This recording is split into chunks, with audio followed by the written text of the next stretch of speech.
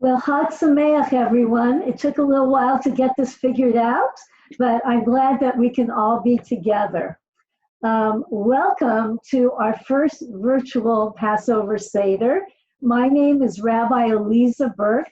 I'm the chaplain at Wesley Palms, and we're welcoming residents from my home community, Wesley Palms, and residents from all the other Front Porch communities. As you know, we are in a worldwide pandemic, which requires us to connect virtually by phone and video conferencing. Before we begin, there are just a few people I'd like to acknowledge for all their efforts that have made this Seder possible. First, I really want to thank the IT department, who have spent countless time figuring out how to make this work for us. Also, the chaplains who encouraged me to open up our Seder to all the Front Porch residents who wish to participate, and the life enrichment staff for their tireless efforts to support all of our residents, and our wonderful dining room staff, including Sean, Chef Todd, and Muha, as well as the kitchen staffs at all the other Front Porch communities for all their hard work, as well as our executive director, Ben Geske, as well as all the other executive directors at all of your communities as well. All gratitude extends to our Chief Executive Officer, John Woodward, as well, who has been really encouraging us to have this Seder. I also want to thank my family for participating and joining in today as well. So this is going to be a special Seder. I want it to be what's called a Hamish Seder. What is Hamish? It's a Yiddish word which I think is warm and welcoming. And that's our goal today, to welcome you and have you feel comfortable, relaxed, and enjoy. So I was very moved when I read an article recently that was written by Rabbi Nicole Gusick. She's a rabbi at Sinai Temple in Los Angeles, and this was printed in Times of Israel. She just happens to be the daughter of a childhood friend of Michael's from San Bernardino, and this is what she wrote. While this pandemic may be unparalleled, the Jewish people are no stranger to experiencing religious commemorations under duress. A byproduct of the Passover Seder includes usually a large festive family experience.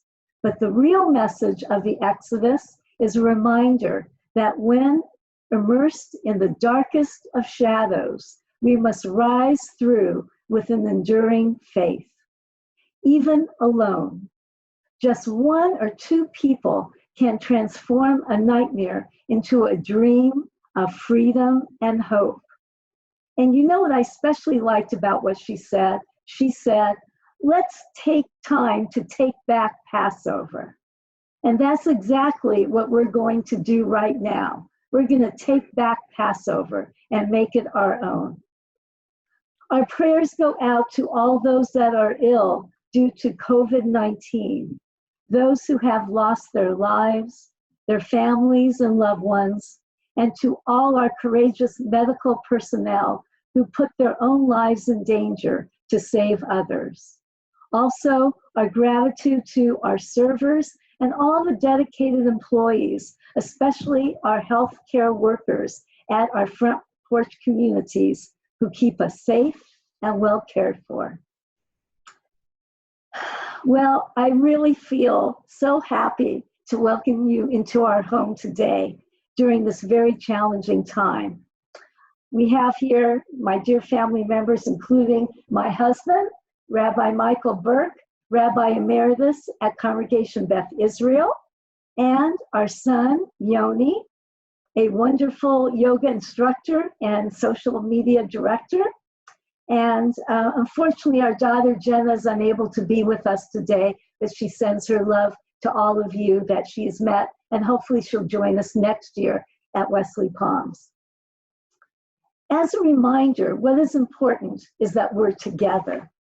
even if technically everything might not go as smoothly as we wish, please be patient with us. As you know, we're muting everyone other than the readers and pre-selected participants during the Seder service. We also want you to know that the Seder is also being recorded to YouTube, so it can be shared on Touchtown for the communities that have that feature. So, Passover celebrates Yetziat Mitzrayim, our journey going out of Egypt on the path to freedom. The word Egypt in Hebrew is Mitzrayim, which means the narrow places. Passover celebrates our history of going out from the narrow places that have enslaved us in each generation. And so I'd like to share with you a beautiful poem that captures the unique challenges of this year. It's entitled, Let It Pass Over, by Rabbi Naomi Levy. On this sacred night, divided in space, united in voice, as we start our Seder, we cry out to you, God, from our place of confinement and worry. Hear our Passover prayer. Let it pass over, God. Let this plague pass over us. Let it pass over every nation, every people, the young and the old. Let it pass over every city and every village all across your world. Let it pass over. Heal those stricken in every hospital bed and in every home. Let this night of liberation mark the beginning of the birth of a great healing. Give all souls the wisdom and the strength to sacrifice their freedom of movement for the sake of life. Send healing to all who are ill. Fill doctors and nurses and all those in the front lines of this battle with the full force of their sacred healing powers. Watch over them, God. Enlighten scientists all across the world with insight and discoveries that will lead to effective treatments. And someday soon, a cure. Free us, God, from this plague. Shelter us with your comforting presence. On this Passover night, we pray to you, God, let it pass over us. Hear us, God. Heal us, God. Amen. And now, if you have your Passover Haggadah, please take it out. And we're going to begin reading from our Haggadah, our Passover book, with the candle lighting that's found on page 2.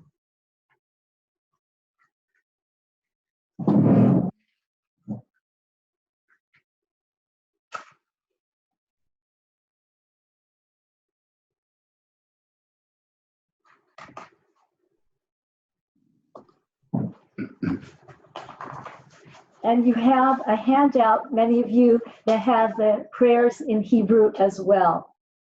And if you want, you can sing along with us. Baruch atah Adonai, Eloheinu melech haolam, asher kitshanu b'mitzvotav, v'tzivanu lehadlik ner shel Yom Tov. The Shehechianu prayer is a prayer that we say when we're about to do something for the first time. Most of the occasion is the first time for a year, like in this case, the first time that we're having our Seder and all of the rituals and traditions we're about to engage in. Certainly there's another overtone to our Shehechianu when we think about, surely no matter what your age is sitting around this virtual Seder table, you've never experienced a Seder quite like this. So our Shekianu acknowledges the extraordinary circumstances of our gathering tonight. Let's join together. Baruch atah Adonai Eloheinu melech haolam she'echianu v'kimanu v'higianu l'zman hazeh. And in English, blessed are you, Adonai our God, ruler of the universe, who makes us holy with commandments and commands us to light the festival lights. Blessed are you, Adonai our God, ruler of the universe, who has kept us alive, sustained us, and enabled us to celebrate this joyous occasion. Amen. Amen. So this is a tradition where we have a lot of fours. One of the fours is the 4 cups of wine that we enjoy in this evening, and each one has a different theme attached to it. So our first kiddush, our first prayer over the wine, is found on page 4, and Yoni is going to lead us. All right, so now is a good time to fill up your cup with wine or grape juice and lift the Kiddush cup up. We can also think of the 4 cups as representing 4 types of freedom.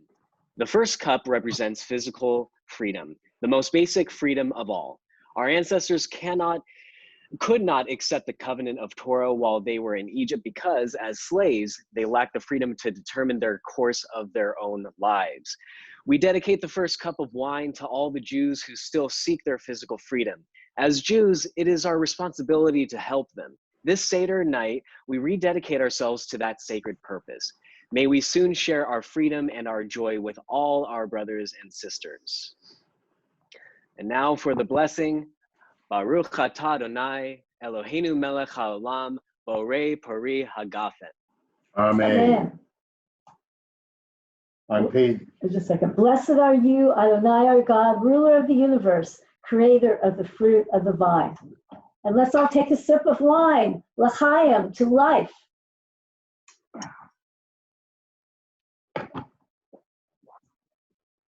We now turn to page 5 in our Haggadah, and we are going to discuss one of the more important symbols that we have, the karpas, the green vegetable. In this case here, it's parsley, and this, of course, comes in spring, where is a time of rebirth and renewal. And my gosh, how we're all hoping for maybe a late spring, early summer rebirth and renewal to some return to some semblance of normalcy. So again, an extra poignancy to our karpas here. On page 5, it is spring. The trees are budding, flowers are blooming. The karpas reminds us of springtime and hope. Sometimes we despair of the evil in our world. Pesach calls us to hope again. So we're going to dip our karpas in salt water because tears taste salty, and we're reminded of the tears shed by our people, our ancestors, when they cried out in Egypt because of their slavery.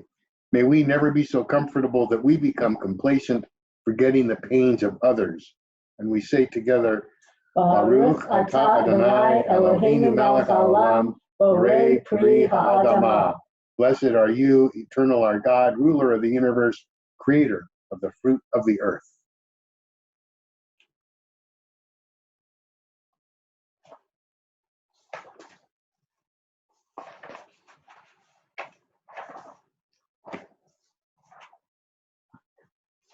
So here we have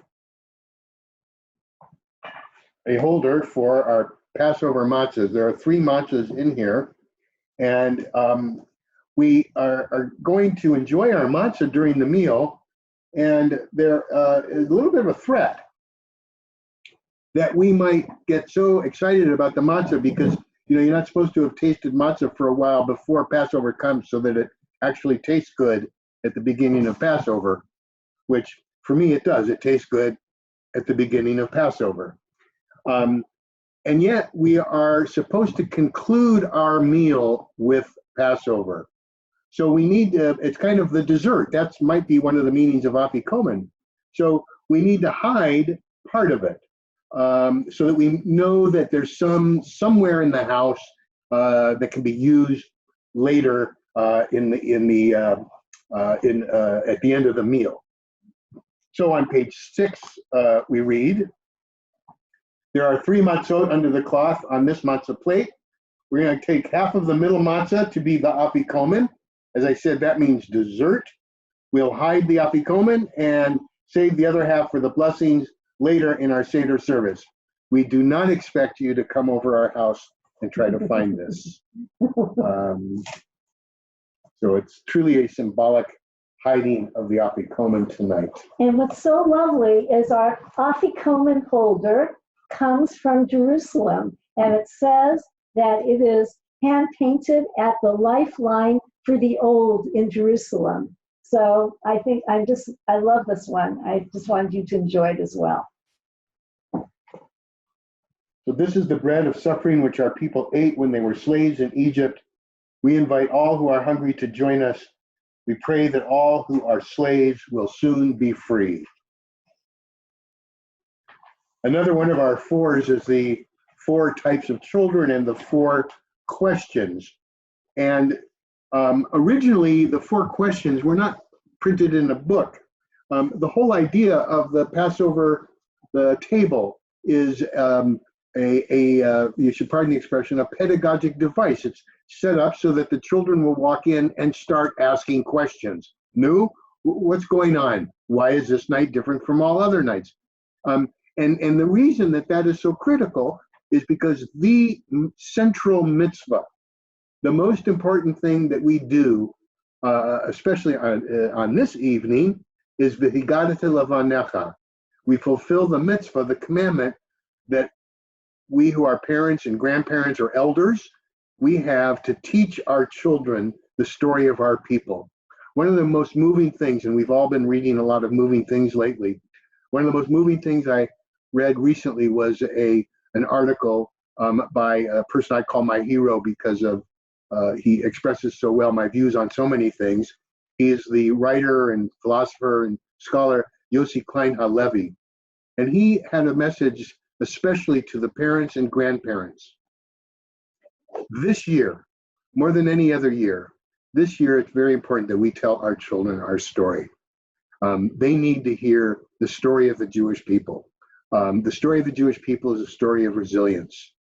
It's a story that says, we know what it's like to go through tough times. We're going to get through this. I may not know how, but we're going to get through this. That, by the way, is the definition of tikva, of hope in Judaism. It's not everything is going to be rosy. It's we're going to get through this. So you have a story to tell. Every single one of you gathered around has a story to tell. You need to find a young person to tell your story to. And so I'm going to turn this then over to my son, the one who I'm obligated to tell the story to. Mani Shana Halayla Hazeh. Yay! Passover is a very special holiday. We do many things differently during Passover. Why is this night different from all other nights? On all other nights, we eat both leavened bread and unleavened bread. Why on this night do we only eat leavened bread? On all other nights, we eat all kinds of herbs. Why on this night do we especially eat bitter herbs? On all other nights, we do not usually dip our foods even once. Why on this night do we dip twice? If I have a good bowl of hummus, I dip it at least once. Just saying. On all other nights, we eat while sitting up straight or reclining. Why on this night do we only recline? And with that, I shall bring up the bracha. Ma nishana halayla hazeh mikol halelot, mikol halelot, shebechol halelot, anu ochlin chametz umatzah, hametz umatzah, halayla hazeh kulo matzah, halayla hazeh kulo matzah. Shebechol halelot, anu ochlin sha'ar yerakot, she'ar yirakot. Halayla hazeh, maror, maror. Shebecho halelot ein anu matbilin afilu pa'am echat, afilu pa'am echat. Halayla hazeh, shetei ve'amim. Shebecho halelot anu achlein vein yoshvinu vein mesubin, vein yoshvinu vein mesubin. Halayla hazeh, kulanu mesubin. Thank you, Yoni. And now we're going to move on to telling the Passover story, which is really all of our stories, the story of our journey from slavery to freedom. And we're going to call on two of the residents of Wesley Palms, Naomi and David Sobo, who will read on pages 9 and 10 in our booklet, Our Story of Passover. Only if you can hear me. We can. All right, let's go.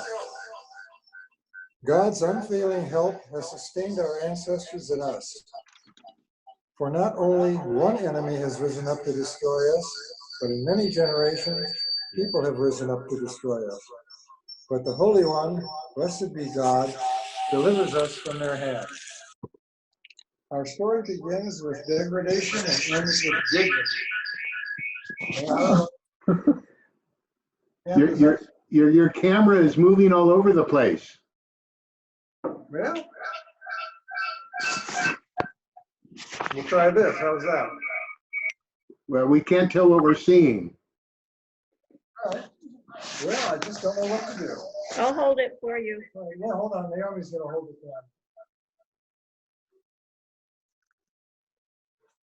You can see the picture there. If you're ahead.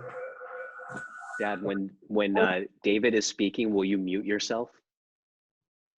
Approximately 4,000 years ago, our people were slaves in Egypt. If God had not brought us out of Egypt, we would still be slaves there. Every year, we retell the story to remind ourselves of the importance of human freedom. The story of our people's exodus from Egypt reassures us that freedom is possible. The dream of redemption can become a reality. Nearly 4,000 years ago, there was... Hold on, I'll shut them off.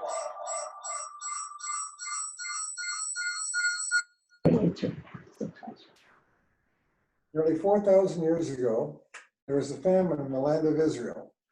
Our ancestor Jacob took his family and settled in Egypt. I did, but it didn't help. In Egypt, they became a great nation, powerful and numerous. Sometime later, a new king came to the throne of Egypt. He feared the Israelites because there were so many. He said, if there is a war, they will join our enemies and fight against us. So Pharaoh forced our people to become his slaves. Taskmasters imposed heavy labor, and we built the cities of Pithom and Ramesses. We cried out to God for help, and God heard our plea and responded to our oppression. God remembered the covenant with our ancestors, Abraham, Isaac, and Jacob. Pharaoh refused to let us go free. What do you want me to do? Wait. Pharaoh refused to let us go free, so God brought 10 plagues to the land of Egypt.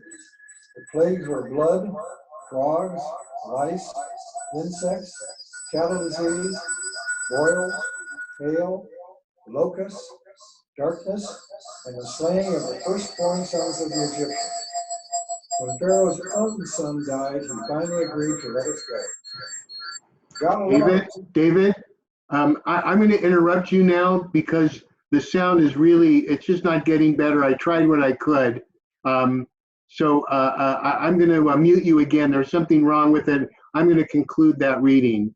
So thank you very much, and sorry about the technical glitch there. So we're at about the middle of page 10. God alone executed the judgment of death, for I will go through the land of Egypt in that land. The Holy One could have given the Israelites the power to avenge themselves upon the Egyptians, but God did not want to sanction the use of their fists for self-defense, even at that time. Therefore, the Holy One took great pains to remove Israel completely from any participation and the vengeance upon the evildoers. That idea of downplaying the violence of it all is a theme throughout rabbinic thinking about this whole story. And it continues when we turn to page 11 with our recitation of the plagues which struck Egypt. Again, the very word rings so deeply into our souls on this year. But these plagues were as horrible as the plague that we are experiencing. And again, Jews don't glorify powerlessness. They don't glorify being persecuted. But on the other hand, we also don't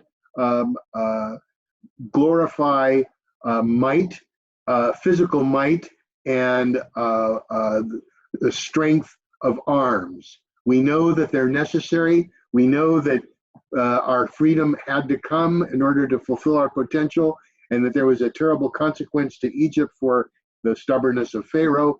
But we try not to glory in that too much. And so one way that we show our compassion and our understanding of the horror of violence, even when it is necessary, is that when we do our recitation of these 10 plagues, we diminish our joy a little bit by removing some of the wine from our wine cups. And the thing that's hard to remember, although it's easier this year, because this year we have had beaten into our brains, our thick skulls, how much we use our hands to touch our face. And the Jewish tradition, there's actually one moment here where we are commanded not to do that. And that is that after you remove the wine, you're not supposed to lick your finger. So, because that's supposed to be wine that you're not enjoying. And again, this year it has another whole meaning to it. So if you can join with me on the Hebrew prayer sheet that some of you have, you see these, and we're going to recite them in Hebrew and in English. Dam, blood, Tzfardea, frogs, Kinin, lice, Arov, insects, Dever, cattle disease, Shechin, boils, Barad, hail, Arbe, locusts, Kosher, darkness, Makat Bechorot, slaying of the firstborn. So moving from that to something a little lighter, I have something called Miriam's Cup. And you see Miriam's cup, it says Kos Miriam. It has a picture of Miriam dancing with timbrels in her hands. And I'd like to read to you, why do we have Miriam's cup on the Seder table? Miriam's cup is filled with water. It serves as a symbol of Miriam's well, which was the source of water for the Israelites in the desert. It is a way of drawing attention to the importance of Miriam and the other women of the Exodus story.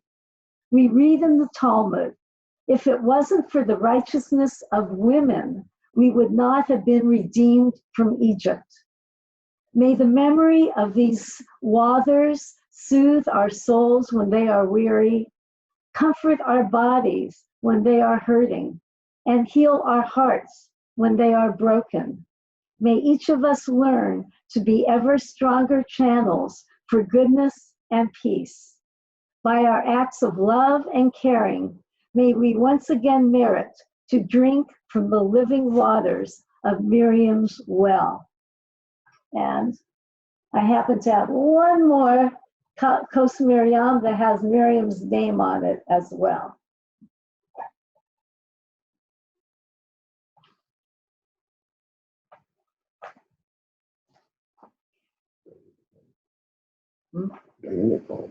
Okay. And so I have another poem because we're moving on to Dayenu, which says, you know, God, it would have been enough. It would have been enough. And this one is written by Rabbi Naomi Levy. Let those who are ill find healing. Dayenu. Let our worries be calmed. Dayenu.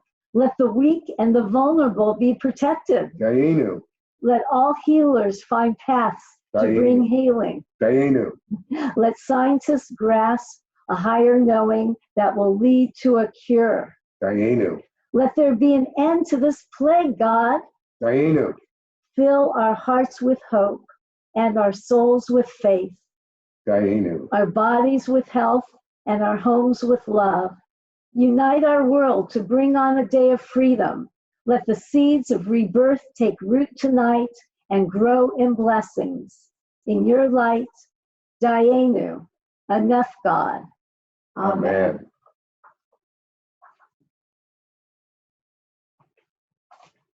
Okay.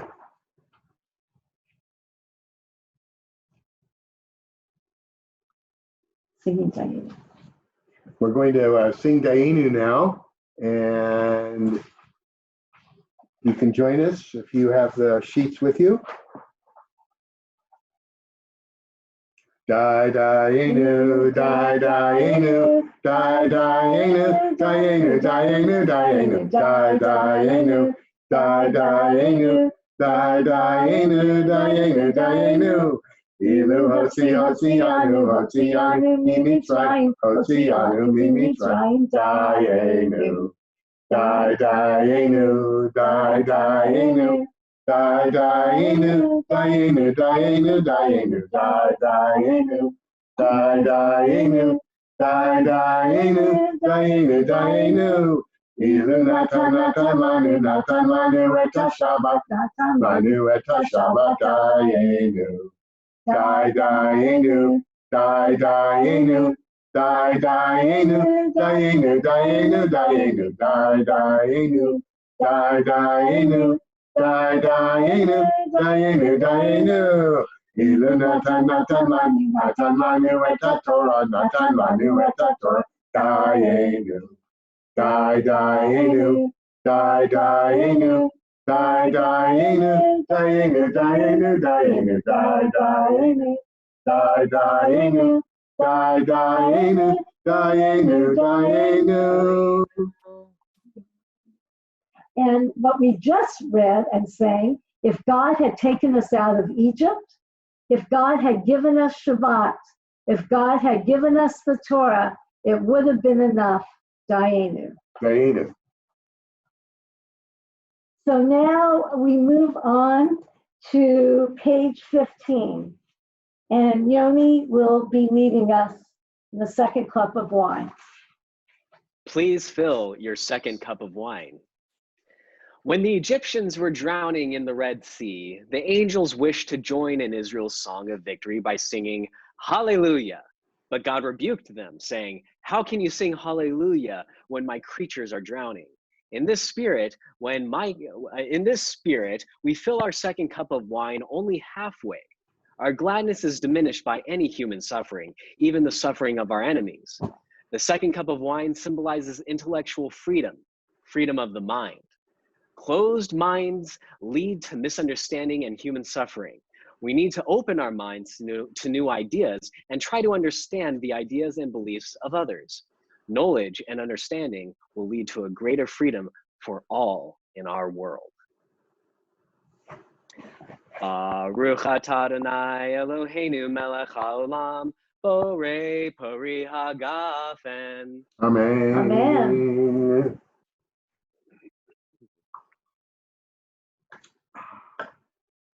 Blessed are you, Lord our God, ruler of the universe, creator of the fruit of the vine.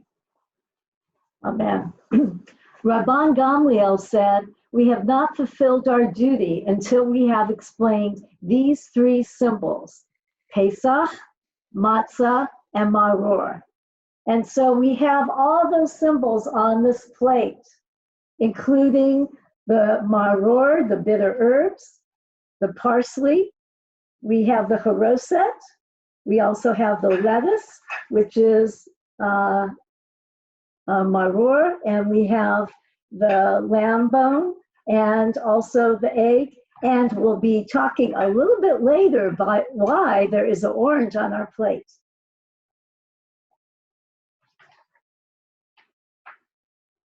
So now on page 17.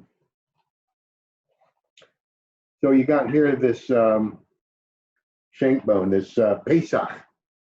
And this is one of the unique features about Passover, by the way. It's the only tradition in Passover, the only ceremony, holiday or ceremony where the ritual items, the symbols that we use, you are supposed to explain. There's no other commandment that we do where we use you don't explain it. But these needed explanation to make sure that people didn't reinterpret what this was all about. So we turn now to page 17, and we ask, what is the meaning of the shank bone? The shank bone reminds us of the lamb which our people sacrificed to God the night they left Egypt. Tonight we celebrate Pesach in family groups in our homes and strangely united through technology. Why was the lamb chosen for sacrifice? Because this is the animal that the Egyptians worshiped. The shank bone on our Seder plate symbolizes our rejection of idolatry. Idolatry has taken a different form in every age. In our own time, we have witnessed the results of idolatry when people place complete, unquestioning faith in someone or something other than God. This occurred in Germany, where 11 million souls, including 6 million of our own people, were tragically and cruelly lost, murdered.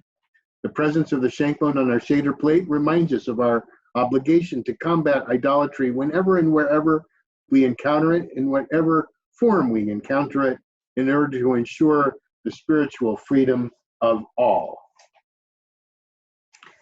And Finally, we have the matzah.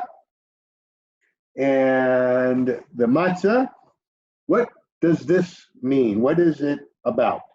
Matzah reminds us of the dough our people baked the night that they left Egypt. We left in such a hurry that we did not have time to allow the dough to rise. and I'd like to share with you a poem by Marge Piercy, which is about matzah. Flat you are as a doormat and as homely. No crust, no glaze. You lack a cosmetic glow. You break with a snap. You are dry as a twig split from an oak in midwinter. You are bumpy as a mud basin in a drought. Square as a slab of pavement. You have no inside to hide raisins or seeds. You are pale as the full moon, pocketed with craters. What we see is what we get. Honest, plain, dry, shining with nostalgia, as if baked with light instead of heat. The bread of flight and haste. In the mouth, you promise home. And now we take our matzah and let's all join together in the motzi. Baruch atah Adonai Eloheinu melech haolam hamotzi lechem min haaretz. Amen. Baruch Adonai Eloheinu melech haolam asher kishanu b'mitzvotav v'tzivanu al achilat matzah.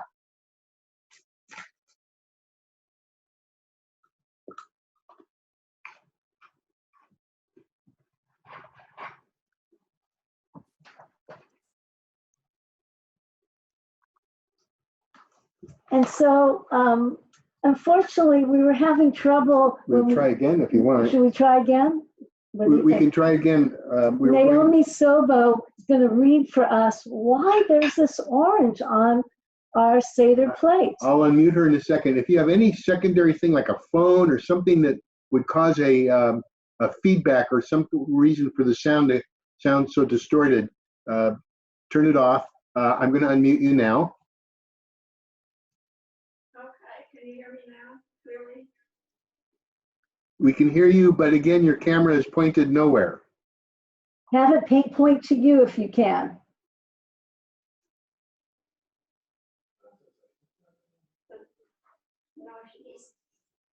Is it pointing to me now?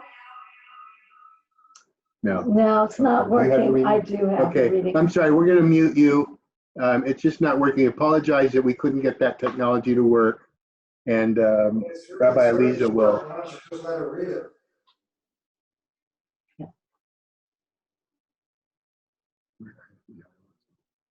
Would you like me to read it? I don't think we can hear you too well. Yeah, okay. Okay, I'm going to read it, but thank you. I apologize. Many have incorporated new rituals as part of the Passover Seder. Many Seder plates now include an orange, which is attributed to Susanna Heschel, professor of Jewish studies at Dartmouth College. Heschel included an orange in recognition of gay and lesbian Jews and others who are marginalized in the Jewish community. In her ritual, each person takes a segment of the orange and before eating it, says a blessing over the fruit. The seeds are spit out as a rejection of homophobia. Urban legend, while including Heschel in the story, has radically altered it. The story that many have heard is that Heschel, while lecturing in Florida, was denounced by a man who said, "A woman belongs on the bima as much as an orange belongs on the Seder plate." This story reminds us that there's still much work to be done so that the stories of both women and gays and lesbians are told and heard. And now we move on to page 19 and 20, and Yoni's going to lead us. All right, Yeladim. If you have horseradish, put it on the matzah. If you have charoset, add that too and make a Hillel sandwich.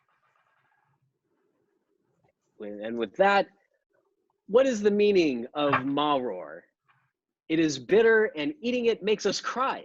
On Passover, we try to feel the bitterness of slavery and shed the tears our people shed when they were enslaved in Egypt. In every generation, each person should feel as though he or she went forth from Egypt, as our Torah teaches, and you shall explain to your child on that day, it is because of what the Lord did for me when I myself went forth from Egypt. And now for the bracha. Baruch atah Adonai Eloheinu melech haolam asher kiddushanu b'mitzvotav v'tzivanu al achilat maror.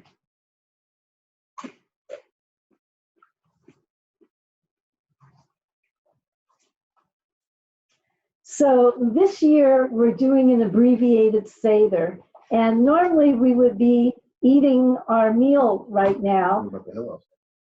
Oh, yes. Okay, that's right. We haven't done that. So before we move on, what you do is you take 2 pieces of matzah, the way Michael is, and you combine the haroset, the apple mixture, with the horseradish into a sandwich and eat it together.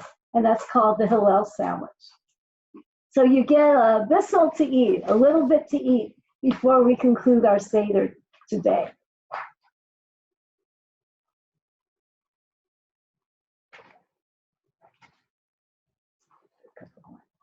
Okay, and now we move on to page 23. So this is the third cup of wine. It symbolizes the spiritual freedom. Our people has known the need for spiritual resistance in many ages. Even in the worst of circumstances, we have maintained our dignity. Let us seek the spiritual freedom that generations before us sacrificed to maintain. Let us open our hearts and minds to experience God in our own lives.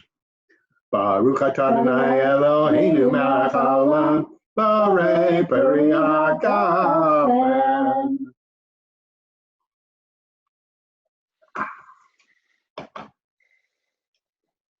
And we are about to speak about Elijah's cup, but if you're able, you could open your door now as we welcome Elijah. And tell him not to come in unless he sanitizes himself. Yeah, and has gloves and a mask, right? So this is a poem that was written by Rabbi Brant Rosen that you can listen to as you're opening up the door. And when your children ask you, what was Passover like that year, you will tell them, yes, we shared our meal at separate tables, in separate homes, behind closed doors. And yes, at times it almost felt like we were the Israelites, huddling in the night behind the painted doorposts, hoping, praying that the angel of death would pass them by. Except it wasn't like that at all. There were no Israelites, no Egyptians, no capricious, punishing God, just all of us telling the story together, the way we did every year, even if we knew nothing would ever be the same again. Then, when the time came, we opened our doors wide and called out, table to table, let all who are broken gather each another's scattered, shattered pieces. Let all who seek liberation find a place at the table. Let all who hunger for a new world come and eat. And Yoni, we're on page 24. All right. This special cup of wine is reserved for the prophet Elijah. At each Seder, we open our door that the spirit of Elijah may enter. Elijah's cup represents the promise of messianic freedom. It symbolizes a time which has not yet come, but for which we yearn and pray. The cup of Elijah is a cup from which we cannot drink until the redemption is complete, until the world is whole and at peace, until justice and compassion reign, where corruption and bigotry now hold sway. Elijah, we welcome you into our home and into our hearts. May your message of a world redeemed from pain, injustice, and hatred inspire us to become God's partners in bringing the messianic age closer. But not within 6 feet.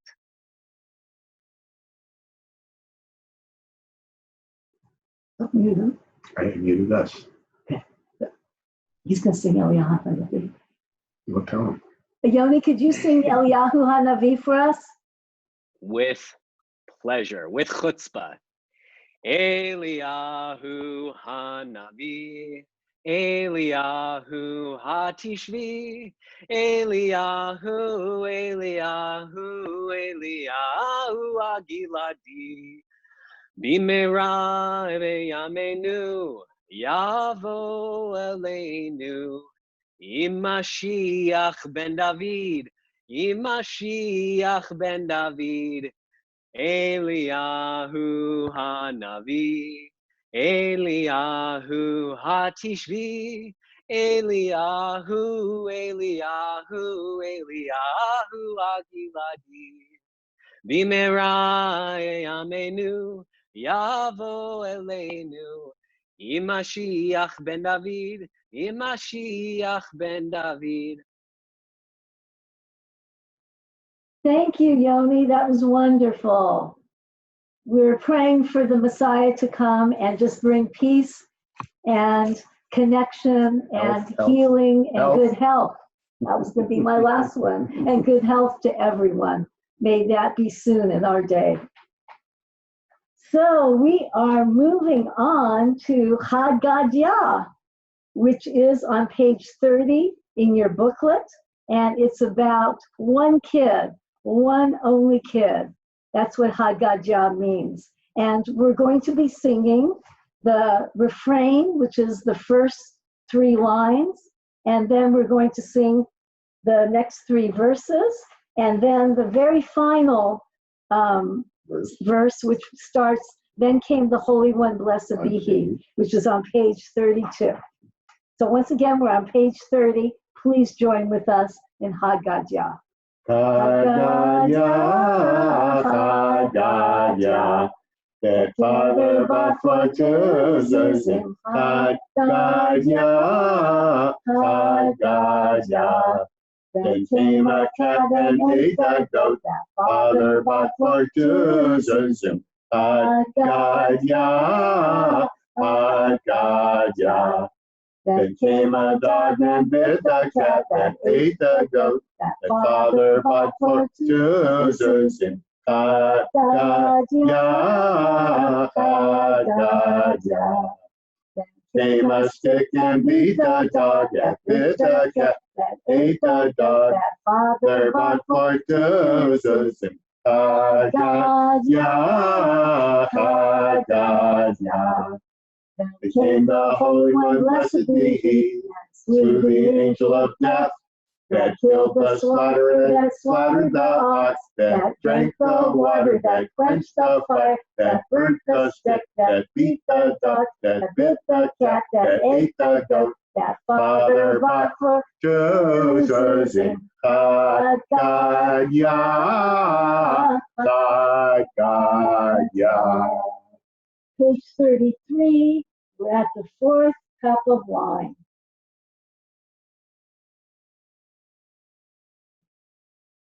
Baruch atah Adonai Eloheinu melech haolam, borei beriach amen. Blessed are you, Adonai, our God, ruler of the universe, creator of the fruit of the vine. L'chaim, to life.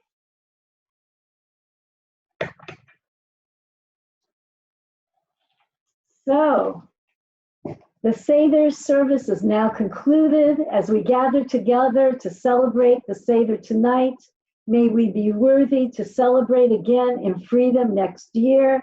And may God, who redeemed our ancestors from slavery, redeem all who are enslaved and bring freedom and dignity to our entire world. And may there be peace, blessing, good health, happiness to us all. And let's say together, L'Shana Haba B'Yerushalayim. Next year in Jerusalem. Hope everyone has a wonderful meal. I hope you can find some way of feeling that Pesach feeling and whatever you're about to enjoy. I'm going to unmute everyone. I don't know what the cacophony will sound like, but if you want to wish everyone a Chag Sameach, a happy holiday, everyone is now unmuted. Chag Sameach, happy Passover. Thank you, Rabbi. Thank you. Bye-bye. Thank you for having us. Our pleasure. Thank you. Thank you. You're welcome. Amen. Amen. Amen. Enjoy your meal. Chag Sameach. Oh, Thanks. Bye.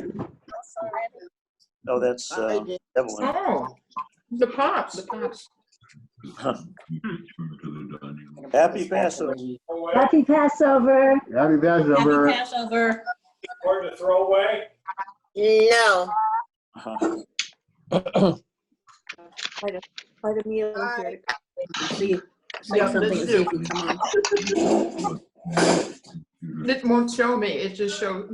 It shows. Okay, that was. I didn't. You know who that was? Iris and Jerry.